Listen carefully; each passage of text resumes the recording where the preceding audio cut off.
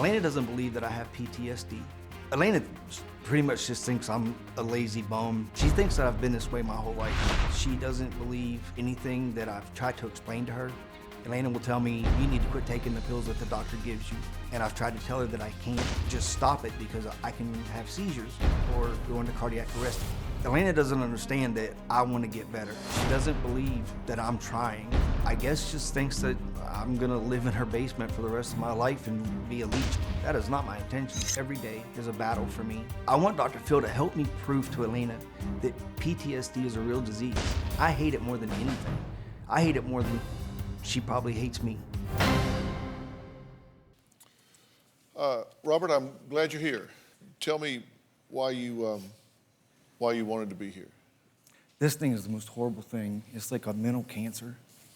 And there may be somebody at their house watching you and a bottle in one hand and a gun in the other. And if this will we can put one of those down, it was worth it for me coming out here. Yeah. Now, you're 46, correct? Yes, sir. And you spent 20 years in law enforcement? Yes, sir. Kind of as an aside before we go any further, because I know that law enforcement in America, particularly lately, has taken a lot of hits and gotten a lot of criticism. And I don't ever want to miss an opportunity to thank those of you that stand in the gap and protect the rest of us by wearing that uniform and wearing that badge and protecting all of us every day. And we appreciate your service, and I appreciate you spending 20 years wearing that badge.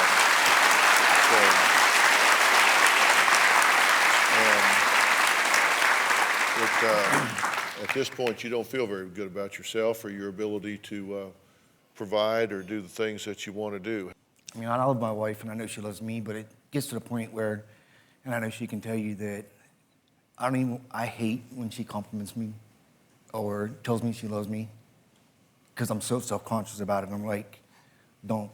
The overwhelming feeling of guilt that I have every day is horrendous. I mean, it's terrible because I know so many people that have this disorder, and I feel so guilty because I'll see them and they'll have a lost limb or they'll be in a wheelchair, and I'm like, dang, all I did was broke my neck. Why do I feel this way too?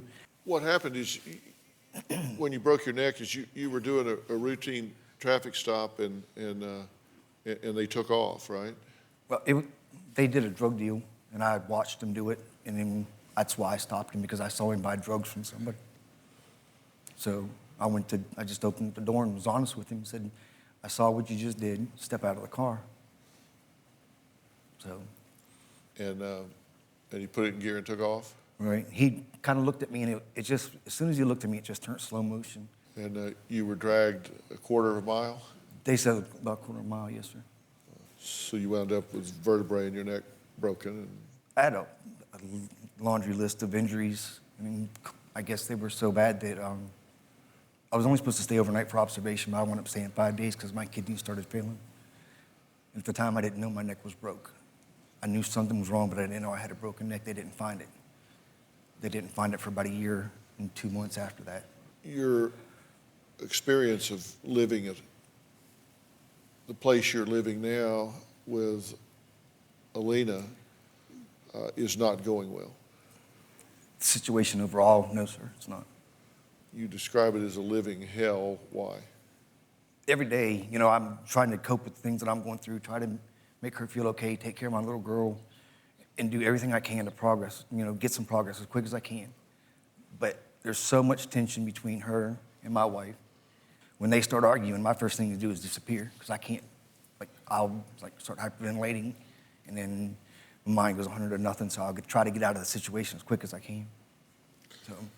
And your attitude, your life being in danger is just part of being a cop. You should just expect it.